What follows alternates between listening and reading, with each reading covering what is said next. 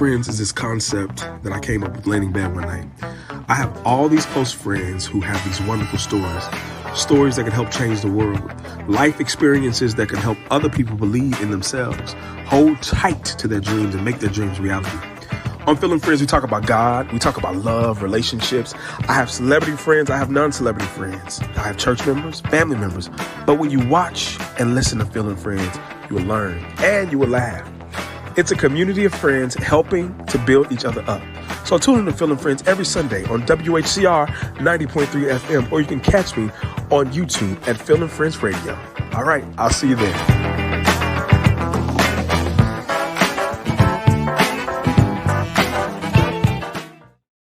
WHCR 90.3 FM, the voice of Harlem. What's up, everybody? It's me, Phil, and I'm back live on air with you. My friends, we're live on air with my friend Kinyumba. What's up, brother? Hey, we're live, and I'm trying to turn my watch off. He's trying to turn his watch off. Your whole thing prior to this. You up there, go say your phone off, it's going off. We're going to roll with it. Keep it rolling. I'm happy you're here, man. I'm good. I'm blessed to be here. Listen, so you are a New York native. I am, yeah. So tell people who you are. Well, yeah. What's up, Phil and friends? I am a friend of Phil, so I feel like we're friends. My name is Kinyumba Mutakabbir, Kinyumba on Instagram, and I'm an actor first, but I'm also an entrepreneur. But I should say I'm a father first because I love my daughter, Lovely. Shout out to the Dope Ass Dads out there and the Dope Ass Dad podcast. Bleep. We can't cuss on the show. Oh, but it's fine. But that's the name of this podcast. So you guys, it's on the YouTube show. It's all good. Title. So Dope Ass Pod. Don't say bleep. Say it again, right? Bleep. But yeah. So I met this guy in LA. We were both out. So I had an Alpha pen on. And it was me and my line brother Trevon, one of my best friends. Shout out to Broadway actor Trevon. He was like, he tried, like, yo, you know the Jules, so and so. I was like, yeah, bro, what's going on, man? So that was like 5 years. That was about 5 years ago. We became really good friends, and it's been a pleasure knowing you ever since, man. So listen, I want to start off with. I'm gonna give it a grip up.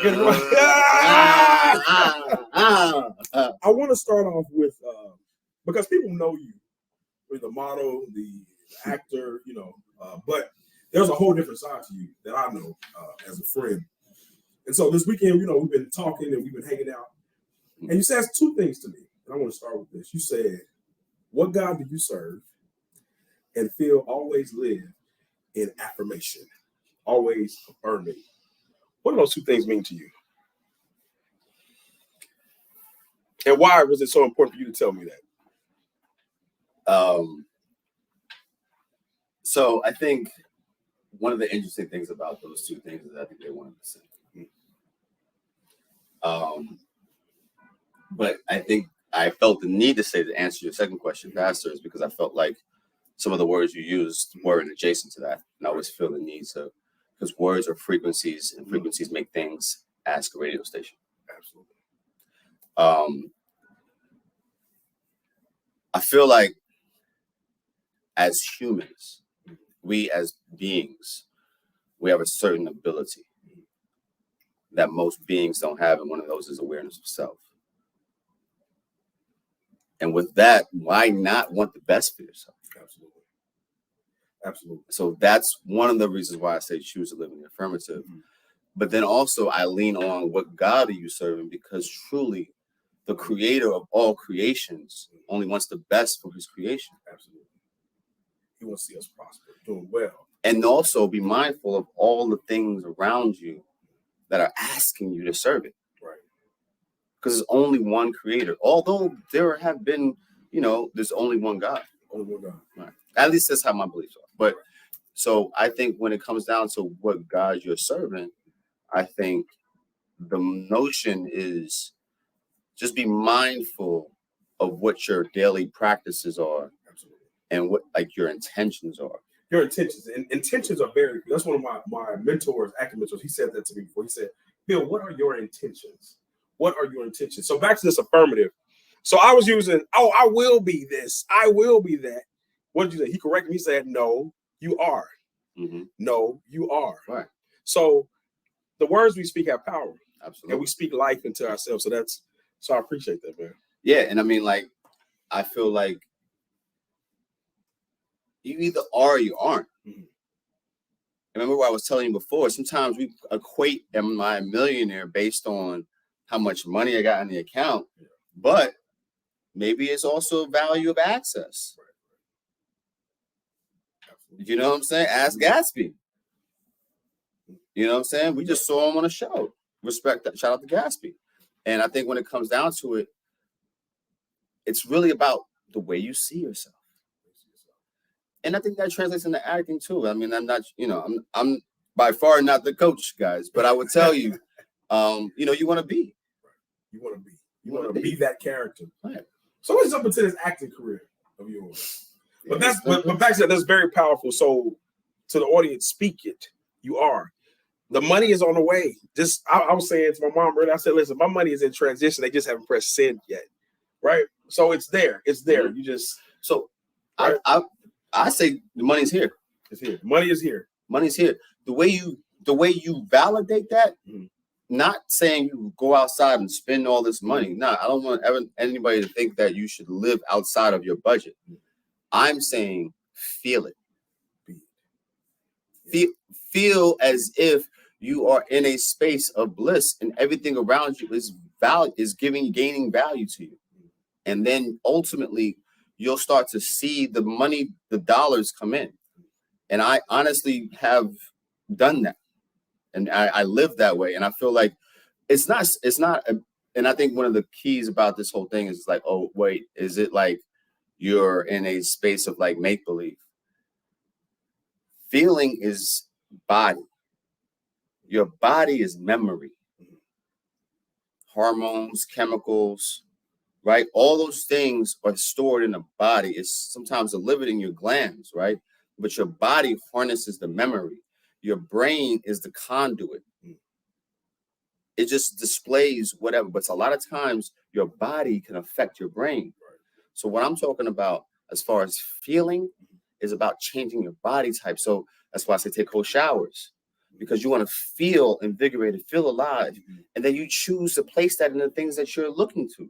It's about feeling good, guys. Like at the end of the day, when you're feeling down, you're feeling glum, go take a walk. Get some air. Work out, jumping around, do some jump ropes, do some burpees, right? Or take a cold shower, sing, go into your car, scream really loud, feel invigorated, alive. Because you want to feel that in your cells. And at the end of the day, I feel like once you get to that space where you're consistently churning like a battery, then you're being in the abundance and the affirmative, you're going to receive it, but naturally, like you're ordering from fucking Amazon. Damn. Bleep, bleep, bleep, bleep. This is going to be a YouTube. That's powerful. Let's switch over to acting. Okay. How did you get started in acting? You've been acting for a very long time. How did you get started in this industry of entertainment? Well, first of all, I would like to say thank you, God, for giving me the opportunity to do this as long as I have been. Absolutely. And I feel like I'm just now kind of catching a good run, and I think when it comes down to acting, you really have to be patient with what you're doing. And you have to be patient with you, because everybody has their own pace. Right. I got started in modeling, and then I got into basically video, male modeling. Shut up. Wait, that's a job. We all start somewhere, right? I'm an actor as well. Y'all know. Shout out to Carrie Hilson. I hope I'm still turning you on. I think I turned her off. Oh well. I think it was a great experience, though, just kind of being around these artists, right? Being around casting, being around, the set experience, right? And I think it was in awe ever since. And I was able to take some classes out there. Shout out to Nick Conti. Okay. Shout out to Doris Magato, my sister. She got me started. I got Tyler Perry, and then I moved to LA. Absolutely. Let's talk about, because we were having a conversation about being an actor, and a lot of Black actors, they don't really take off to their late 30s, right? You have the actors who started very young, that we talked about the burnout, but then we don't really hit it to like that 38, 39, 40, right? It seems like it, right? What would you say to that actor who wants to give up right now? Like, I'm tired of this. I got to work. I don't know what to do. What would you say to them right now who's listening to this show? Well, I think first and foremost, I would say that who gets on and when they get on, it's so unique. Absolutely. So it's really hard to say, hey, most actors get on this time and that time. It's so unique. I think that's the first thing to appreciate. That your story is your story, your journey is your journey. It's just too unique to say, this is a monolith of the people. At least for me, I don't crunch the data like that. And I feel like also the main thing about acting for me, what I had to realize is the devotion. Like, why are you doing this? And,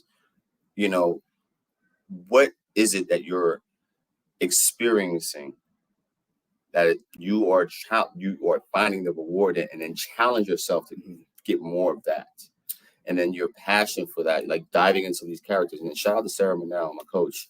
I feel like one of the things that I've gained since working with her is this notion of exploring a deeper version of me, at least in every opportunity that I get. You said it's not acting. You wish they would call it something else. What did you say? Being.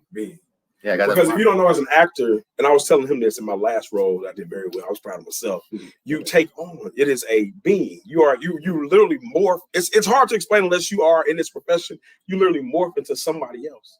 So for me, I morph and I change to the character. I'm being the character, and it's a powerful thing because you are literally using your life to tell a story, to change people's lives, and things of that nature. So that is and I mean that's one of the beautiful things about the medium.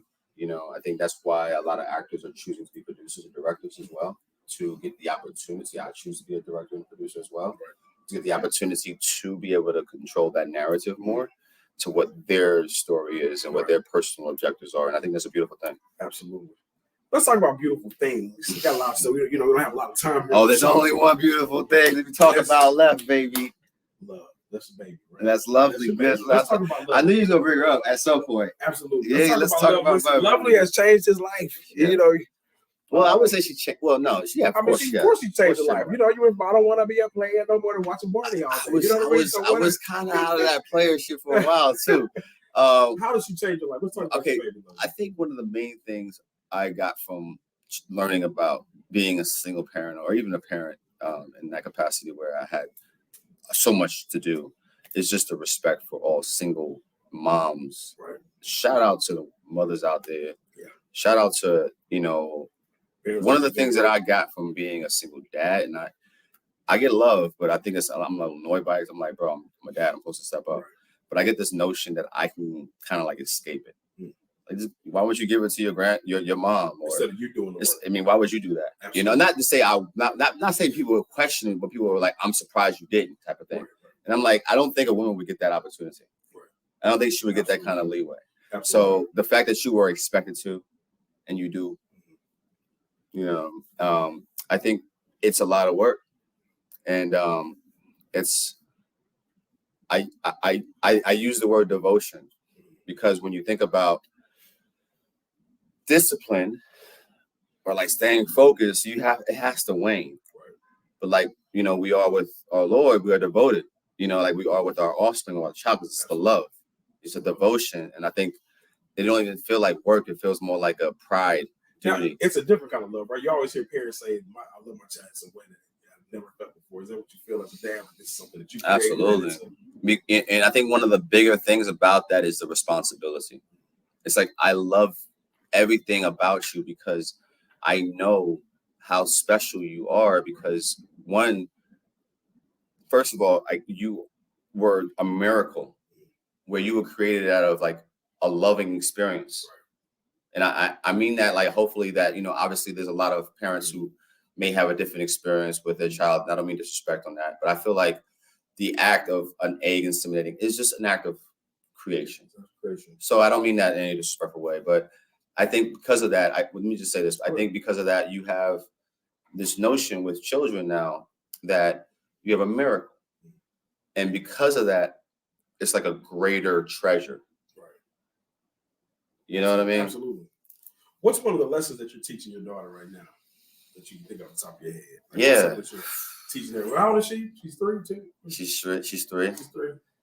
Off the top of my head, I think the greatest lesson that I'm trying to teach her. Look, that's why I try to turn it off. Leap.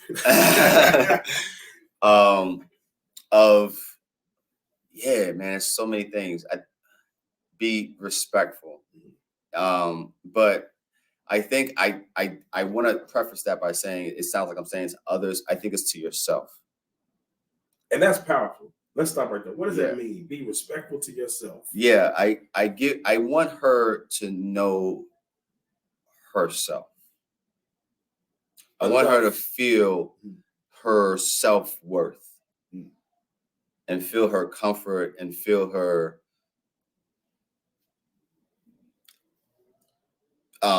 being, so that when she's present in the face of, those who may give her some. And so the way I try to challenge her with that is just like, with meditation and breathing. We'll get into that too. Right? Yeah. So, my thing with her is challenge her in all capacities and not limit her, because this is not what a toddler is supposed to be doing. I think you said something very important. Respect. Whitney said the greatest love of all is to love yourself.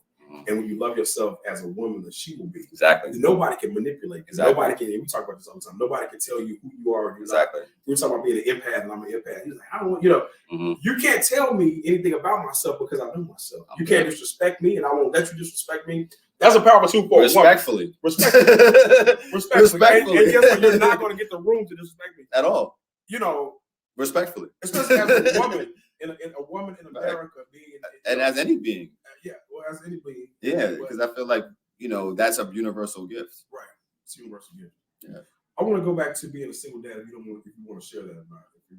Yeah, because that's the part you said single dad. I know people ask, why is he single dad? Why is he single dad? Yeah, I mean, I had a relationship that a woman I love very much, and she it's been a while, but she's had some complications, and with her health.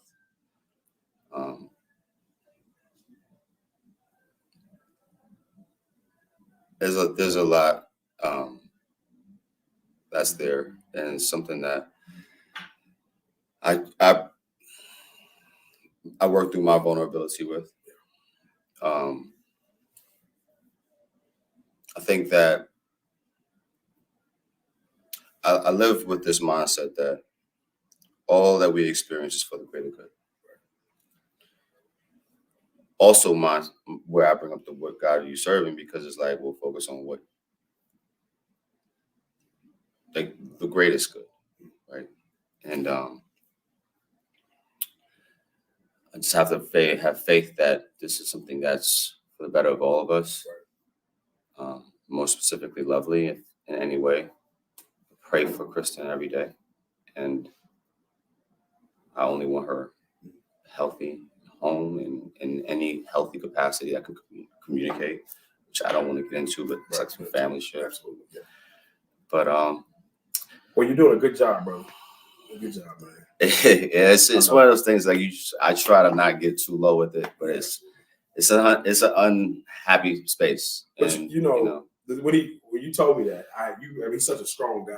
You would never think. I mean, he's not emotional like that. Like me, I'll be like, oh God, But you always speak life in other people, and I want to speak life in you. You're doing a good job. You always speak life in other people, and I want you to know you're doing a good job. God's gonna bless you. Everything's gonna work out. It's gonna be just. This is a blessing. This is a blessing. This whole weekend has been an absolute blessing, bro. You said something so powerful recently. You said, my life is, he said, we always complain about everything. He complained about everything. I need to be moving in a city in a bigger high rise. He's like, Phil, you above the 10th floor, anything above the 10th floor. But you said, my life is. Yeah. Speak on that. What do you mean when you say my life is? Boy, I wish these stories were my own. They're so good. But the great Sadhguru said something so powerful. Mm-hmm. I don't know where he got it from, but I just think he's a very powerful brother. But he said something to the extent of like, when you see a corpse at a funeral home, right? You go by him and you give him $1 million. He's gonna tell you what? You go by there with $1 billion. He's gonna tell you what? He's dead. You go by there with all the women and all the power, all the money, and all the control in the world. He's gonna tell you what? He ain't gonna tell you nothing because he dead. So what the point of that is? If you can say my life is, you winning. You winning. So that's a powerful lesson right there. If you can say my life is, that means you have life. Because like you said, there's always somebody, we learned this in church, there's somebody always worse off than you, right? So learn how to be grateful for what we have. And if it's meant to us to give more, we will give more. But that's the whole, Let me say just one thing about that. Go ahead and interject on that. I'm sorry, bro. But this is one thing I always want to give people. There is a greater creator. And we should always be conscious of the fact that we are not the creation of all. And even if someone or something says, hey, I created you, cool, bro, but you're not the creation of all. So kick rocks. Because at the end of the day, I'm a sentient being with knowledge of self. So all I'm saying is once I understand that, I have the ability and the capacity to manufacture and manifest my existence. So if I have that, then the idea is now at any point I can choose. You can choose. So what I'm saying is to at any point in your vocabulary, say will be, gonna be, in any future tense, that's your choice. And just because it's not tangible doesn't mean it doesn't exist. Ask the fucking radio as we listen to the sweet sounds of the Harlem Firefighter Crew. Coming to WWEEZ, Easy Phil. That's true. So, but that's true. You have a choice. Your life is a choice. Everything we decided, this was a choice. This was a choice. Everything that we do is a choice. So we can either do right, we can do wrong. It's going to continue to go because I cannot have dead air on my radio show. I keep telling this is a radio show.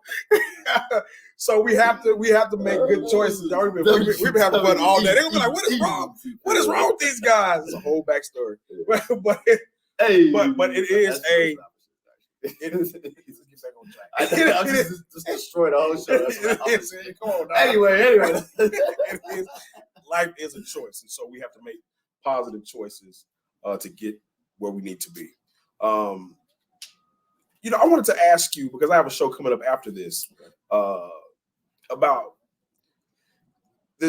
co-parenting. You want to talk about that a little bit? Or you? Yeah. How so we have our best friend. She's co-parenting. You met Ivy, and we have an event coming up in Atlanta. We have an event coming up April 1st. We're having a co-parenting singles event. We're going to talk about that later on the show. See y'all there. Yeah, he's going to be there. We added him on. What is it? Give us some advice about co-parenting and what do you need to do to say, hey, let's make this thing work. So I think that the biggest thing is to love someone as you would want for someone as you would want for yourself. Absolutely. And I think the main someone is the child, first and foremost. So that's very important. Remember, it's a child. At all space, you got to consider if it's our ego or personal pride. That's right. And I praise my sisters, but also in some capacities, I want my sisters to know that dads are needed. You know what I'm saying? So we need to make sure that whatever we're doing in that capacity of with funding or there's an argument, whatever. And I just say that from a male's perspective, at least try to give grace. But men, we got to step up too. And I think because we have these archetypes, unfortunately, as whatever media produces and whatever we contribute to, we have to, be the change that we seek. So I think ultimately there's onus on, both sides. I think it's a maturity thing. And it's time to mature because, again, we understand the value of being a sentient. I'm going to charge this dude. We're going to get to it. Keep going, man. She's like, where you at? It was Claudia Logan. Shout out DFD crew. Yeah, even ask about that. We're going to talk about that. Okay. This boy, we about to wrap this up. Let's talk about the new projects you got coming up. Whatever you can talk about, let's talk about that. We got to get him out of here. You got to go. You gotta go ahead. Go ahead. Come on, go ahead. Nah. Yeah, we know. We know. It's okay. Come on. It is actually like that. Yeah, I think anyway. What I was just saying is that like when we talk about our kids, like we have to kind of understand that we're gonna basically shape who they are for the rest of their life based on these core memories. Absolutely. And core memories are important, especially around like starting. I mean, I think starting at 1 month, but when you get past 2, I think it's really important to kind of consider what our routines are, what our lifestyle is, because I remember having that, and I know that it was different for me than my peers. And I think at the end of the day, we're parents, and we only can do the best we can do, and there's no like, chastisement. But we also know we can't lie to ourselves. So the main thing I feel like when it comes to parenting, and I think this is something that we can take into all forms of life, is to be the best version of you. Because when you think about what your child is a reflection of you. It's an opportunity for you to mold clay. And what we don't understand is that generally we mold clay through our actions because we're energetic, right? So I have an ability to manipulate my environment just like you do based on my actions. So basically, by me keeping my area clean or my space clean, if we were roommates, you would be forced to do the same thing because you're like, damn, this dude's mad clean. Right. So you would be more mindful. So I'm not just saying like in the space of like that kind of like mindset, but in all mindsets, I think, especially parenting, because your child is looking. I've experienced personally. She is my shadow. She is you. She's my reflection. If I'm not smiling, she's not smiling. If I'm smiling, she's smiling. And when they say that apple doesn't fall far from the tree, that's true. If you look at our parents and our friends' parents, yeah, just like your parents. All the time. Now that we're older. Before we close out, what advice, final thoughts that you would give to our listeners? What is it that has impacted you the most, or you can impact our audience today? That you would give them some piece of advice. Okay. My main thing, I think, we can take away in life is that if we want to manifest, we have to be mindful of the words, but more than that, be mindful of the actions, because our universe, this space with 3-dimensional space, listens in action. And the more that we act towards ourselves, the more that we be, the more that we feel, the greater our existence will be. And also the greater our interaction with each other will be. Let's be neighborly, let's be loving, and let's stay one. How can people find you? Because they look like, how do you find this guy? Yeah, show my shit. What's about it? King_Yumba on Instagram.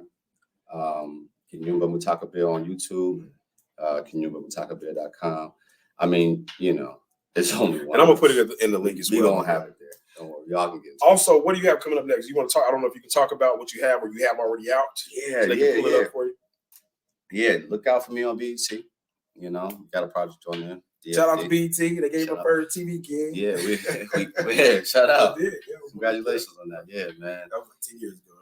Yeah, shout out to BET. They got True to the Game 3 and 2 on there right now. Yeah.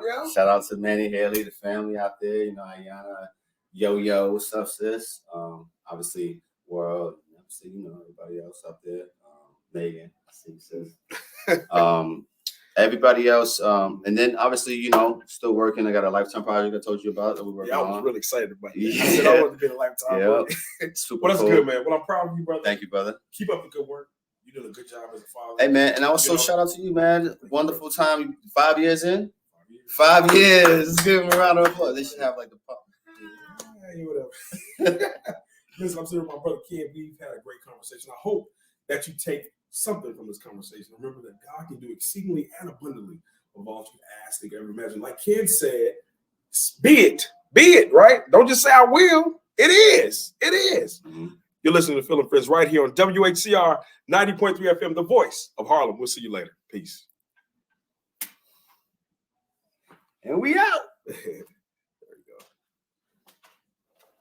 Hope that worked out.